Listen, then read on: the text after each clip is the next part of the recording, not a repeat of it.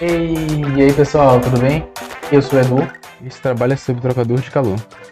A equipe é composta por Laís, Luiz Eduardo, Rodrigo, Niedler e Fabiano.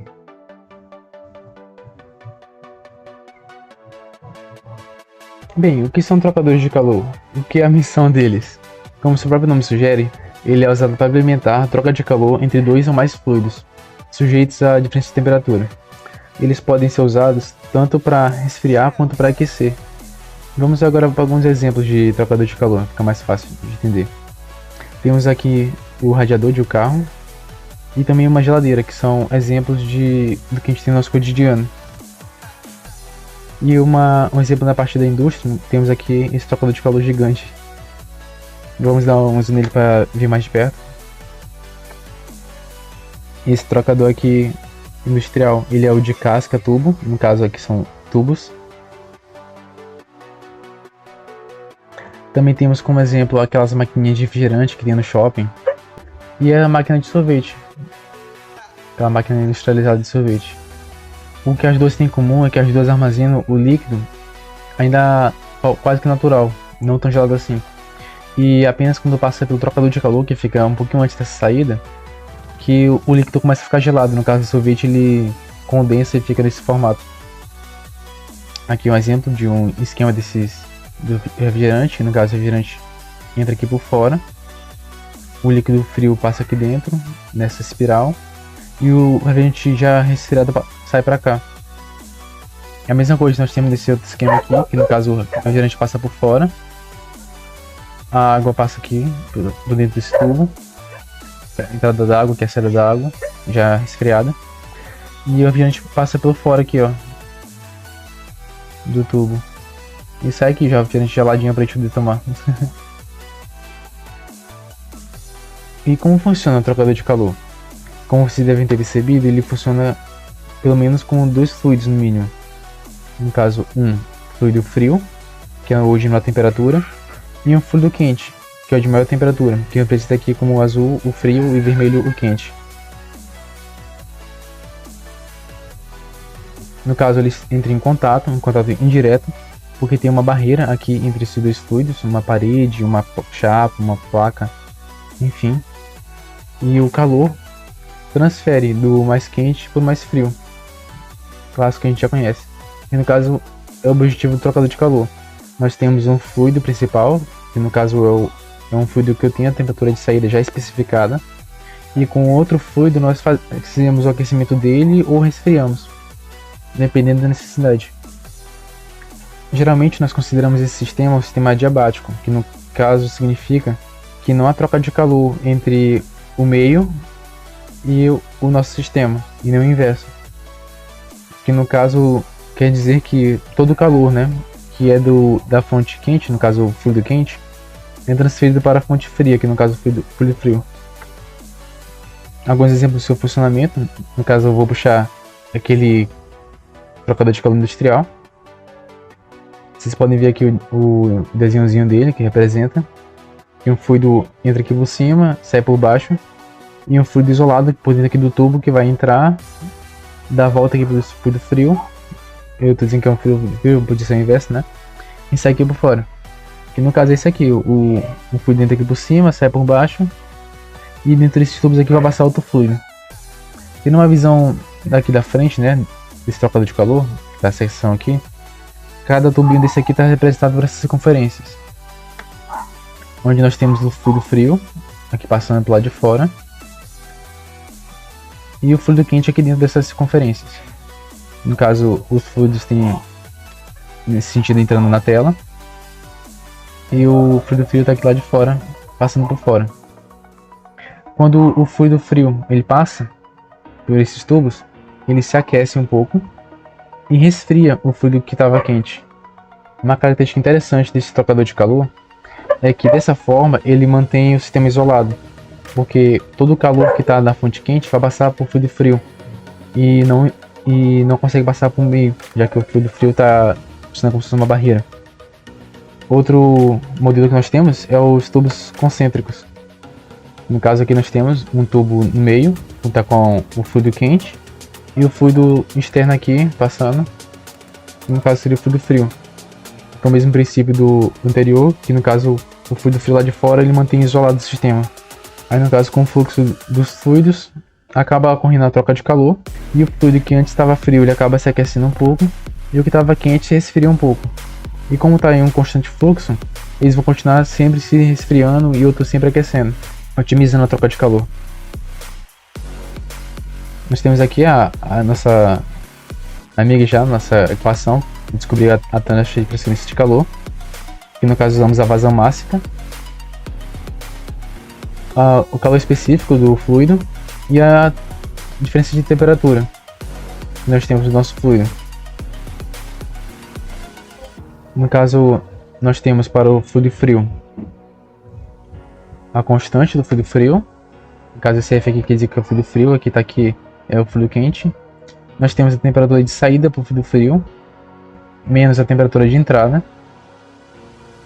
E porque a temperatura de saída dele é mais elevada, porque ele estava frio antes, né?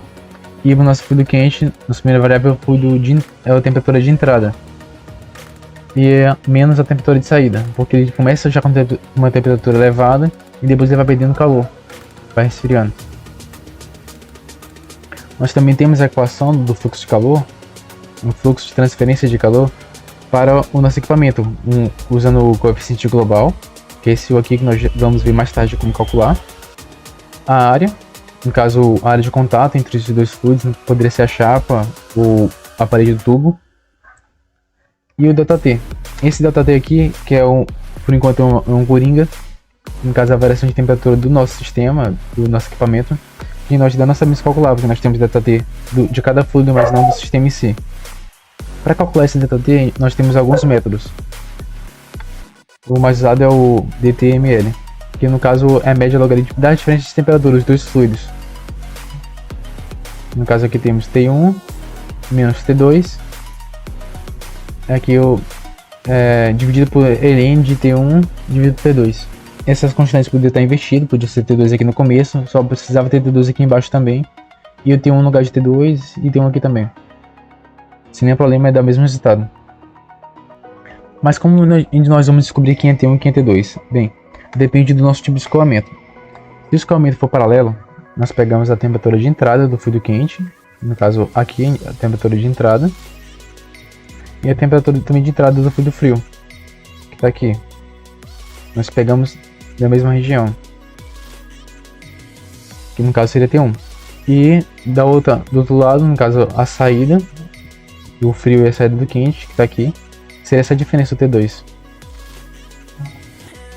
Também temos o escoamento contra a corrente, que no caso o fluido quente ele vai numa direção e o fluido frio vem de outra. É a forma mais otimizada de ter a troca de calor.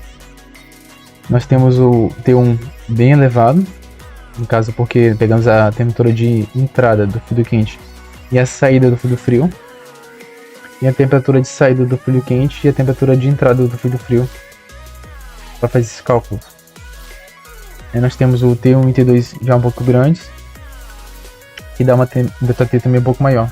Nós também temos outro tipo de escoamento, só que eu não vou abordar nessa aula aqui, para não ficar muito extenso. Bem, substituindo o ΔT que nós já sabemos como calcular, já conhecemos a área, que no caso seria a área do tubo ou da parede. Agora só falta o U. Antes de calcular o U, nós precisamos lembrar das resistências. Vou trazer aqui a imagem de um tubo, só para a gente conseguir visualizar. Nós temos a resistência de convecção interna, a resistência de condução aqui da parede do tubo e outra resistência de convecção aqui lá de fora da parede do tubo. Aqui eu poderia ter lá outro tubo se fosse, então o fluido aqui corrente, enfim. Acho que vocês conseguiram entender. Aqui esse nosso R2, que no caso é a temperatura, que é a resistência de condução, ela está diretamente ligada à espessura desse tubo aqui. E a melhor forma de otimizar esse sistema seria trazer essa parede aqui o mais fina possível. Porque se a gente for comparar aqui com as formas das resistências, nós temos que o R2 ele depende da razão dos raios. No caso, se eu deixar essa espessura aqui tão fina que o R1 ficaria bem próximo de R2. No caso, ficaria aqui ln de 1, que é a razão dos dois ia dar quase que 1, e ln de 1 é 0. No caso, nós iríamos zerar esse essa resistência, facilitando a condução do calor para o outro fluido. Outro método também que utilizamos para otimizar a transferência de calor é usar um material aqui, no caso, que tenha 1K, no caso uma taxa de condução de calor elevada, 1K elevado. E com isso a gente consegue praticamente zerar o R2. Reescrevendo a taxa de transferência de calor através das resistências que acabamos de ver, podemos cortar o ΔT, que está nos dois lados da igualdade. E aproveitando também cancelamos logo o R2, que já sabemos que ele é zero. Substituindo os valores, substituindo as equações das resistências, no caso de R1 no lugar de R1, R3 no lugar de R3.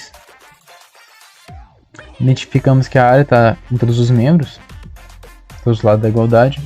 Podemos cortar ela também. O que vai restar apenas o que no caso o que nos restou foi o inverso da soma dos inversos de cada fluido. Lembrando que essa aqui é a versão simplificada do nosso U, que é para paredes delgadas, paredes finas. Mas o que seria o nosso U? Bem, o U seria a medida da habilidade global do sistema para transferir calor, considerando que todo o sistema possui resistências condutivas e convectivas. É isso aqui que representa todas as resistências do nosso sistema. Bem, vamos agora para alguns problemas. Nosso problema 1, temos um trocador de calor, duplo tubo, de correntes opostas. E o objetivo é resfriar um óleo, que está com CP de 2,20. Inicialmente estava a 80 graus Celsius. E o objetivo é que ele chegue a 40 graus Celsius. Aí nos dá aqui a vazão máxima do nosso óleo. E também dá o CP da água. Eu já trouxe para cá as variáveis. Coloquei aqui em cima já um resuminho. Vamos continuar a questão. A temperatura de entrada da água é 22 graus Celsius. E a vazão máxima da água é de 1,5. Aí ele pede para determinar a taxa de transferência de calor no trocador. E a temperatura de saída da água. Aí nós temos aqui a temperatura de saída da água, a vazão máxima da água. Coloquei aqui em cima também já, para facilitar. Analisando aqui a imagem, nós podemos ver que aqui está a entrada do óleo, a saída do óleo, que é a 40 graus Celsius, a entrada é a 150 graus Celsius. A água fria, que está aqui a 22 graus Celsius. Ela vai sair aqui com uma temperatura que a gente ainda não conhece. E a vazão máxima dela é de 1,5 kg/segundo.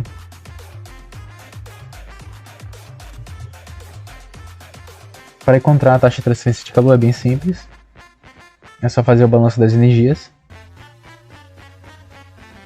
onde nós já conhecemos a vazão máxima. No caso, vamos calcular para o óleo. A vazão máxima do óleo está aqui. O CP do óleo, que é o calor específico. As temperaturas de saída e entrada, substituindo os valores que a gente já conhece. Encontramos que a taxa de transferência de calor é de 484 kJ por segundo. Aí, como o nosso sistema é adiabático, um sistema isolado, fechado, a taxa de transferência de calor da fonte quente vai toda passar para a fonte fria. Então, a taxa de transferência de calor é a mesma para a água. Nós já conhecemos a taxa de transferência de calor, a vazão máxima da água conhecemos também, conhecemos o CP da água, que ele já passou para a gente. Não sabemos a temperatura de saída, mas sabemos a temperatura de entrada. Então, isolando a temperatura de saída, nós obtemos essa equação e substituindo os valores, encontramos que a temperatura de saída da água é de 99,2 graus Celsius. Aqui um resuminho do que seria o que ele pediu pra gente, e foi essa nossa questão.